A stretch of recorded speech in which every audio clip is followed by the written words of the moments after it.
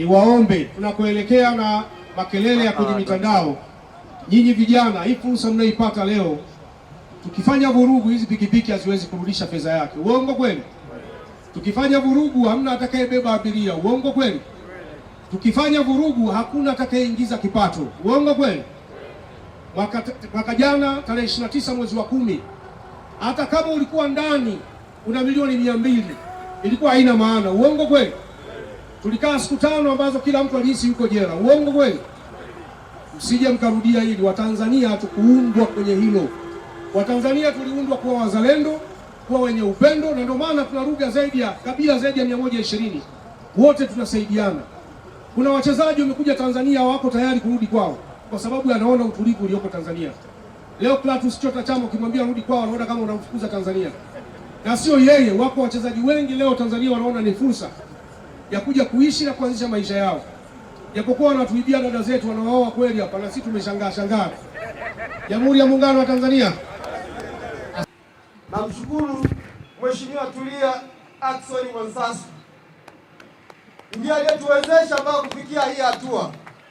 Wakati tunaanza wengi hawakuamini kwamba mwenyekiti anaweza kufanya kitu kama hiki. Tulienda benki nyingi kuomba mikopo, lakini tuliwekewa vikwazo kwa sababu tulikuwa tuna dhamana ya mikopo. Lakini namshukuru Dr. Tulia Ackson Mwansasu kwa kutuwezesha na kutupa mkopo ambao hauna masharti magumu. Tulivyoongelea tu kwamba tuna mtaji zaidi ya milioni 100, tunahitaji pikipiki, hakusita kutupa pikipiki na tukapatiwa pikipiki 100 na tulirejesha rejesho lake kwa wakati.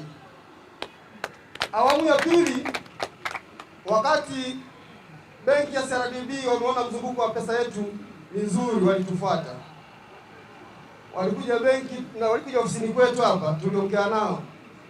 Tulipoongea nao tukasema sisi shida yetu ni kwamba tuwawezeshe wanachama wetu pikipiki, kila mtu apate. Lakini hatuna uwezo wa kununua pikipiki kwa keshi. Kwa hiyo tunachoomba ni dhamana kupata hizi pikipiki.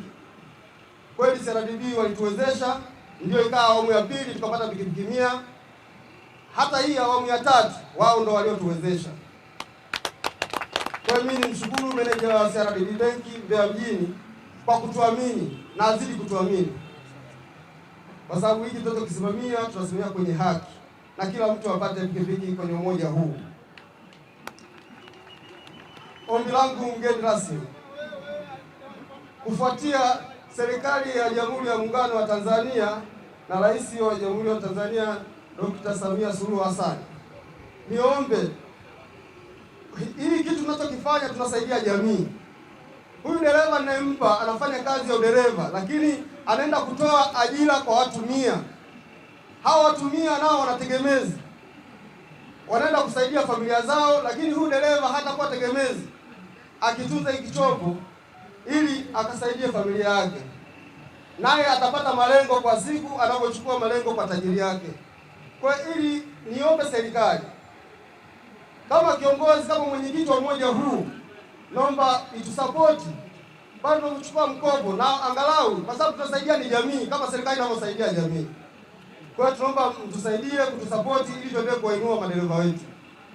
Hongera nyingi sana kwa kikundi cha Mbetuke. Hongera nyingi mno, kwa sababu tunasema hii ni hatua kubwa, lakini bila kumsahau aliyekuwa mwezeshaji wa kwanza ambaye ni Tulia Trust, maana ndiye aliyefungua milango na kutuona kwamba kuna fursa hipo, na kama taasisi tukaweza kufanya mchakato na kuweza kuingia na kuona kwamba kweli ni kikundi ambacho kinakopesheka.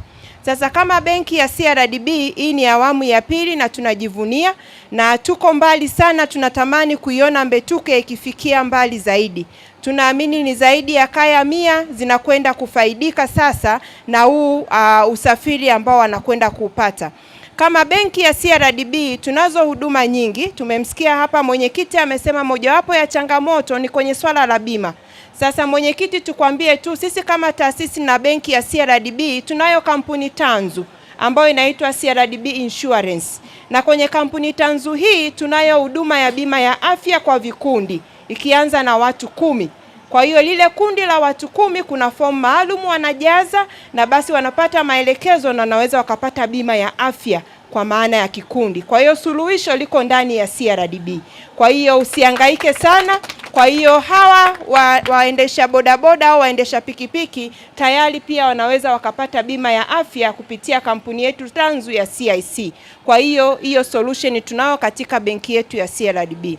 Lakini sambamba na hilo tunaunga juhudi kwa upande wa serikali kwa maana ya kukuza uchumi, kwa sababu hapa tayari tunakwenda kustimulate mapato ya halmashauri yetu ya Mbeya, kwa maana tayari watu watakuwa barabarani wanapata kipato, lakini kwa maana ya vijana kupata ajira. Kwa hiyo tumekwisha kwenda kutoa ajira zaidi ya watu 100 kwa maana ya awamu ya kwanza ya pikipiki 100 na hii awamu ya pili tayari ni 200 na tunategemea kwenda zaidi. Kwa hiyo tayari kwa upande wa kiuchumi kwa halmashauri kama taasisi ya benki ya CRDB basi tutakuwa tumeweza kutoa hicho. Kusudi la hafla ya leo, tunatimiza ahadi ya umoja. Baada ya miaka mitatu ya uongozi huu, tunagawa pikipiki 100 kwa wanachama wetu katika awamu ya 3. Pikipiki hizi ni matokeo ya umoja, nidhamu ya fedha na dhamira ya kujitegemea. Lengo letu ni kuwapa wanachama zana za ziada za kazi, kuongeza vyanzo vya kipato na kupunguza utegemezi. Wito kwa wanachama. Kwa ndugu zangu mnaopokea leo pikipiki, kwanza hongereni sana. Pikipiki hizi zitumike kwa kazi halali.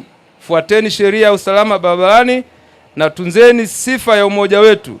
Hii ni mali ya umoja, ni mtaji wako na ni mustakabali wa familia yako. Naitwa Hansi Adam. Tunashukuru kwanza uongozi wetu wa chama cha Mbetuke kwa kutuona, kwa kutupatia hizi bodaboda. Kimsingi hizi bodaboda ni njia nzuri ya ziada sisi kujipatia kipato. Wakati ninavyoendelea na kazi yangu huku pia naweza nikampa kijana akaendelea kuleta 100, 200 na maisha yakaendelea. Kwa hiyo tunachoshukuru wametupa hizi, hawajatupa bure, lakini wametupa kama sehemu ya changamoto kutuongezea kipato na sisi tuendelee kulea familia zetu. Matarajio yetu sisi hizi bodaboda zitaenda kutusaidia katika kutuongezea kipato. Naitwa Joseph Leonard Mwansule, ni dereva wa kikundi chetu hiki cha Mbetuke.